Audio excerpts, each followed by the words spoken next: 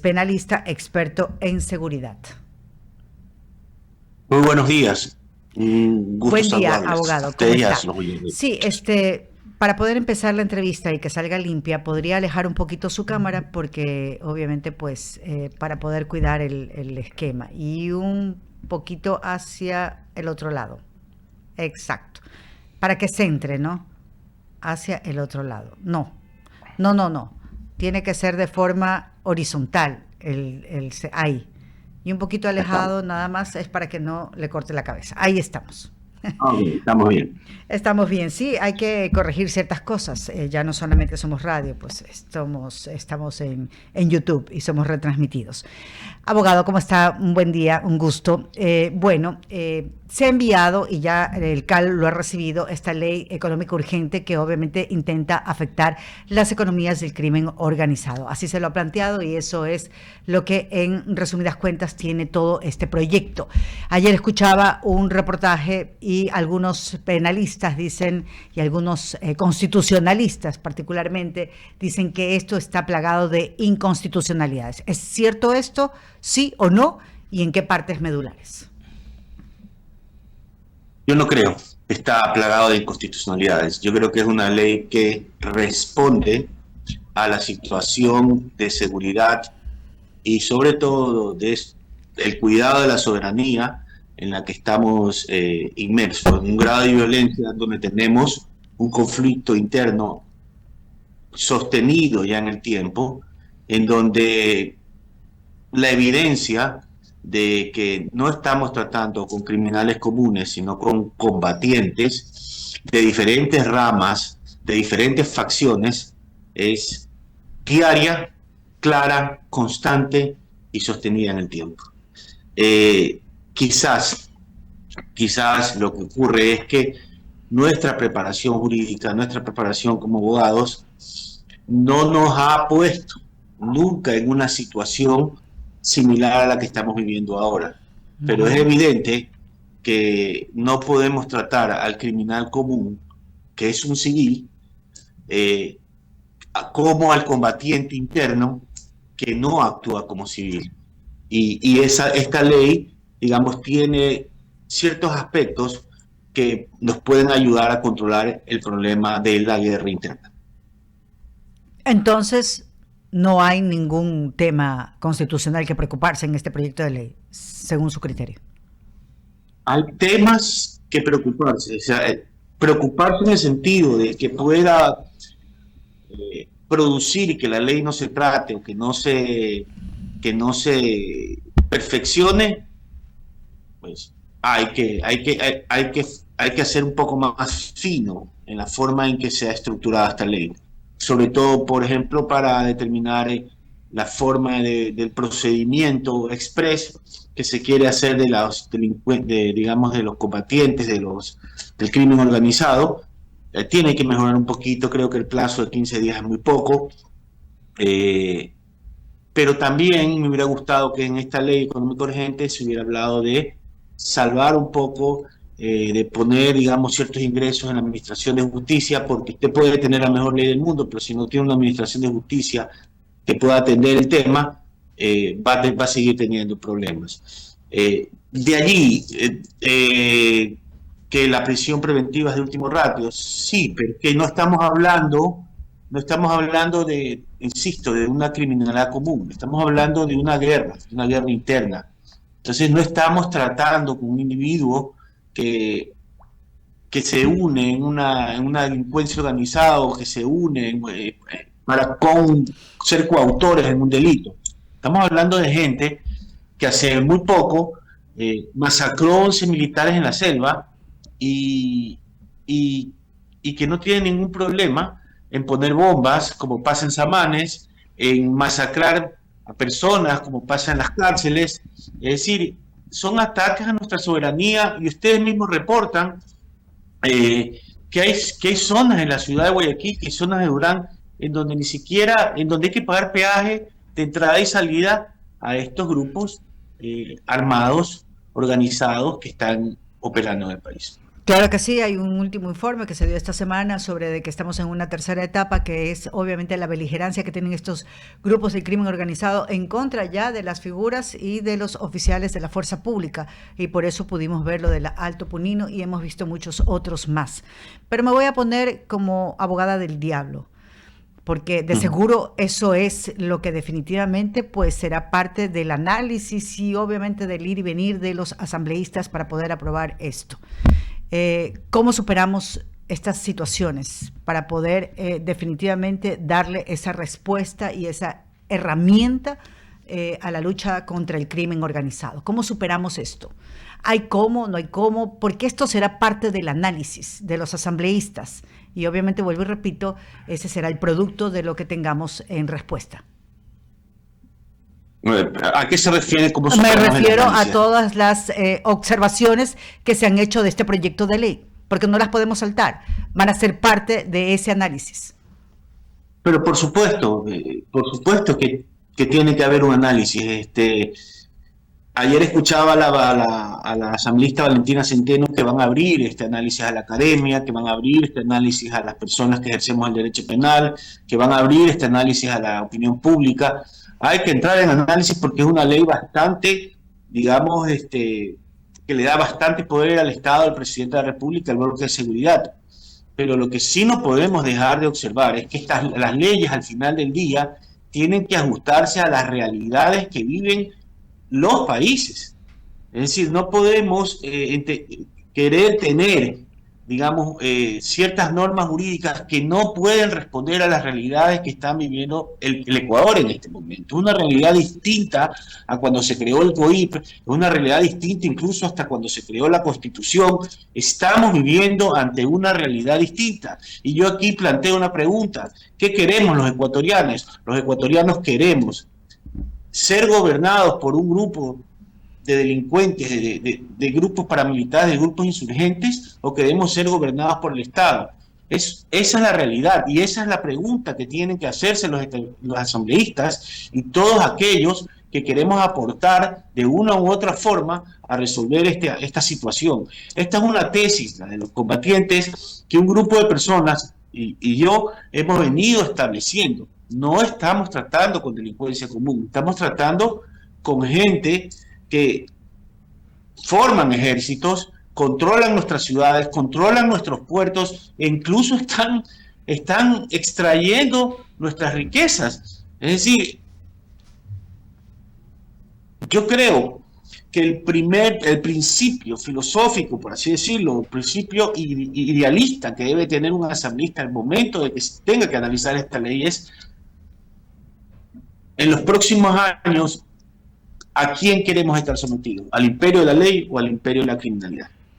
Hay un punto que obviamente ha generado todas las reacciones y es el tema de los allanamientos sin orden judicial. Usted como penalista, ¿cuál es su criterio? Vuelvo de ese proyecto. Es de ese proyecto, sí, está dentro de ese proyecto. Supongamos que yo en este momento tengo en mi casa encaletada droga o explosivos. Okay. Estoy cometiendo un delito flagrante.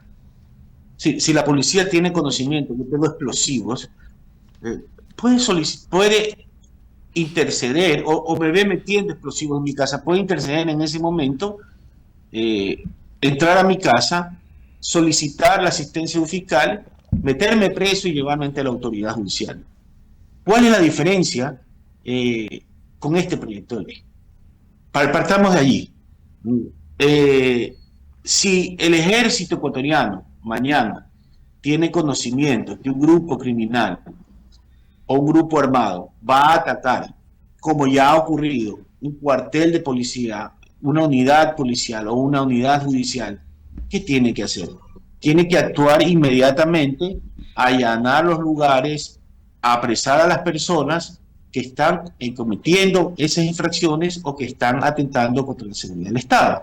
Es decir, lo otro es querer buscarle la quinta pata al gato, ¿no? Es decir, lo que tenemos que hacer es darle las herramientas a nuestras Fuerzas Armadas para ganar esta guerra. Si no, es complicado. Es decir, insisto, no estamos ante una situación de criminalidad normal. Estamos ante una situación completamente distinta que requiere de una ley adecuada para la guerra, basada en instrumentos internacionales que establecen esos límites de la guerra. Entonces los allanamientos, la detención para fines investigativos, también ocurre ahora. Es decir, si usted lo encuentra con un arma en la calle, lo detienen primero, después lo ponen a orden de un fiscal dentro de las 24 horas y de ahí va un juez de flagrancia. Lo mismo ocurriría acá. No veo cuál es la mayor diferencia con respecto a esto. Alberto Quintana, continúa la entrevista. Gracias, conversamos a esta hora con el abogado Juan José Hidalgo. Y justamente, claro, estamos ante una situación extraordinaria. Yo a veces utilizo el término, ¿no? Ante situaciones extraordinarias, medidas extraordinarias, ¿no? Pero, por ejemplo, se nota que siendo un proyecto de carácter económico, y eso es lo que de alguna manera pues comienza a derivar ya algunas observaciones, ¿no?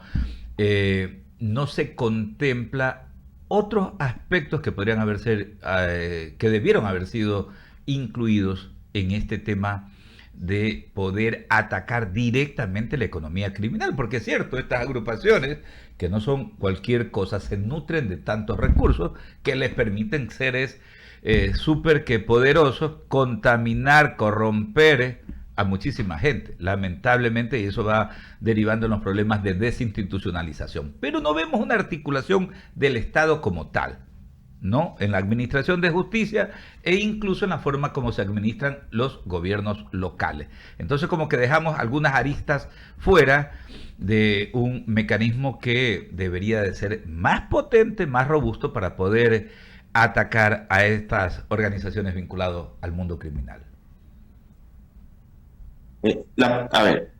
La ley, aunque debe mejorarse en su redacción, sí habla de atacar la economía criminal.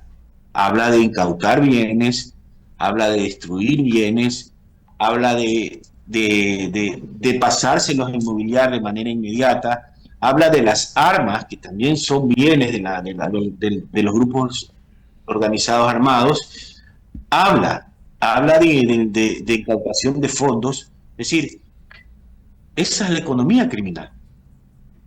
Esa es la economía criminal. Habla de hacer ciertas reformas a la UAFE para que se coordine la investigación, que eso ya está creado, para que coordine la investigación con el bloque de seguridad. Es decir, si usted le quita los bienes, si le quita los vehículos, si les quita las casas, si se las permite destruir, si le quita las armas, si les quita el oro robado o el combustible robado, está afectando la economía criminal de una u otra forma. Entonces yo creo que aunque no hay, digamos, grandes reformas de carácter económico, sí es una ley que ataca a la economía criminal en este sentido. Claro, sino que apuntaba un poco, ¿no? Esas grandes herramientas que nos acerca la tecnología en la actualidad, ¿no? Porque aquí lo que más tenemos son organismos, entidades, instituciones. Entonces tenemos por un lado la DINARDAT. Los 221 GACs municipales tienen la competencia de los registros de la propiedad, ¿no? Pero no tenemos esa articulación que le permita tener. Hay inteligencia artificial que podríamos utilizar como para que haya un cruce de información y la UAFE no ande pues solicitando información por aquí o por allá, sino que tenga a mano. ¿Por qué este fulano de Joya de los Hachas tiene esta cantidad de bienes que no los puede justificar? Porque es propietario de tantas cosas, tierras, etcétera, etcétera. Entonces, eso se deja de lado siendo un elemento tan importante y por eso me refería al hecho de que la estrategia sigue siendo un poco aislada y no es del Estado total. Y cuando me refiero al Estado total es que a veces nos encerramos como que el Estado es Carondelet y dejamos de lado, por ejemplo, los gobiernos locales que tienen las competencias. Ya le mencionaba pues el tema uso, gestión de suelo, el tema de los manejos pues de los registros de la propiedad, una serie de situaciones que son valederas al término del día para poder atacar este tema.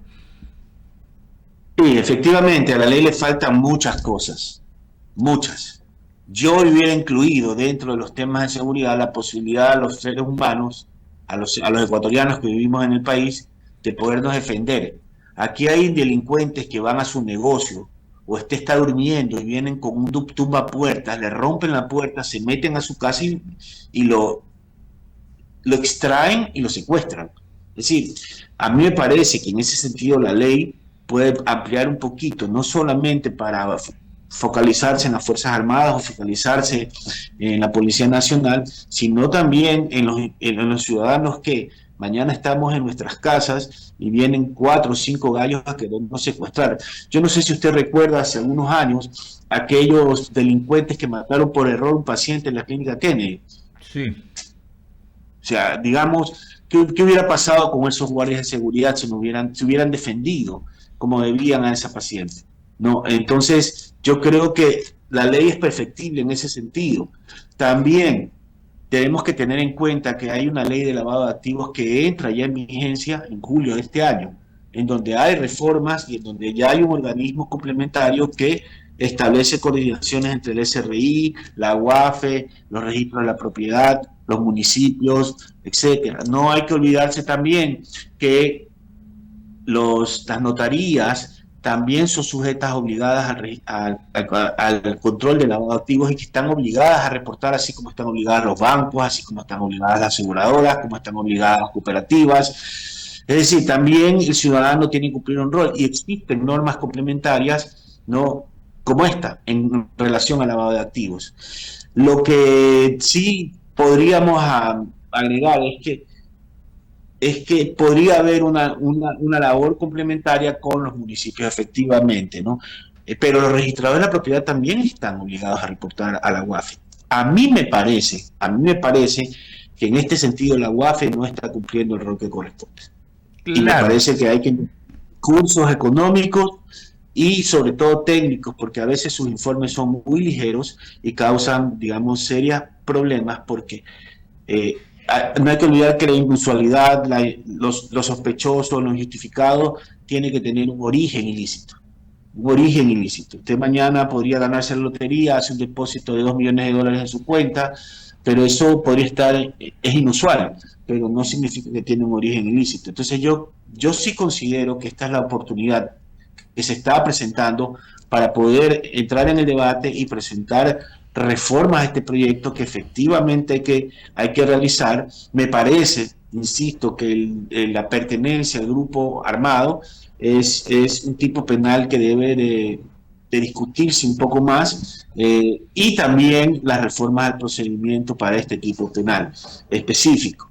Me parece que 15 días es muy poco. Me parece que si bien se crean los jueces digamos, de conflicto armado, que para mí son innecesarios, porque tenemos ya todo un sistema de flagrancias a quienes se les da un procedimiento específico, y no tendríamos que esperar 90 días para que el Consejo de la Judicatura cree estas unidades judiciales, o podría haber una disposición transitoria para aquello, pero se puede reforzar, no solamente, digamos, haciendo descuento impuesto a la renta si le donamos algo a las Fuerzas Armadas o a la policía. Hay cosas que hay que mejorar, sin duda, pero de allí a que yo considere que esté plagada de inconstitucionalidades, cuando es la primera labor del Estado es defender a los ciudadanos, es buscar mejorar nuestra economía, es buscar mejorar nuestra situación. Cuando presenta un proyecto de ley para que eso ocurra en las circunstancias en las que estamos viviendo, no podemos no dar cierto apoyo, pero con cierta crítica. Yo sí tengo ciertas críticas del proyecto, pero prefiero que esas críticas convertirlas en aportes y no simplemente en críticas, y no esperar a que la ley, a que la Asamblea no cumpla su rol cívico y patriótico de afrontar este problema como tenemos que afrontarlos en este momento. Claro, claro que sí, yo siempre digo, ¿no? Como Estado y como sociedad tenemos que consolidarnos en un solo bloque para enfrentar esta temática. Lo que hay que ver no es no desvirtuar, justamente para que a la hora del debate no haya pues ese pretexto, ¿no? Lo que pasa es que se lo presenta como un proyecto económico urgente, pero son tantas las falencias y tantas las necesidades de poder incluir también algunas reformas que ya caen en el campo penal y que caen en otros aspectos. Pero en todo caso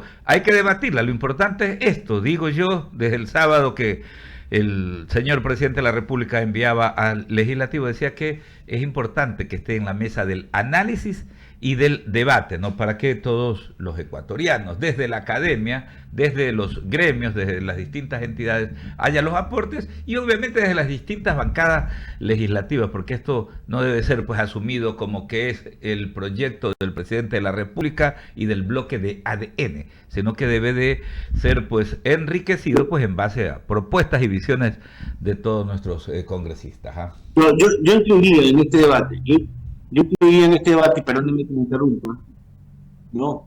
A expertos que han tenido ya experiencia en estas situaciones. Hay expertos en el mundo, expertos mexicanos que han resuelto, que han visto esta situación y que podrían darnos grandes aportes, expertos como las personas en El Salvador que podrían darnos estos grandes aportes, expertos colombianos, Perú, que han vivido insurgencia, guerra, etcétera, podrían hacer estos aportes, no solamente desde el ámbito interno. Ya el presidente de la República ha hablado que este es un problema regional.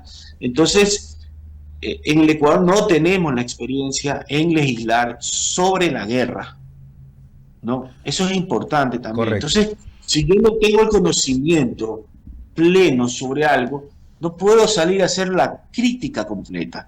Tengo que tener el conocimiento pleno para poder hacer la crítica completa. Entonces, podríamos complementar con estos expertos para quien en la asamblea es muy fácil comunicarlos y estarán encantados de venir a hacer sus aportes. Claro que sí, aportes foráneos, sería muy bueno, ¿no? De gente experimentada. Abogado, agradecerle muchísimo por estos minutos, por sus líneas de pensamiento en torno a este tema que es tan vital para el país. Muchas gracias, que tenga una excelente jornada. Igualmente, un saludo a todos ustedes. Gracias, es el abogado Juan José Hidalgo, penalista, experto también en materia de seguridad. Son las 7 de la mañana con 23 minutos, otros aspectos informativos.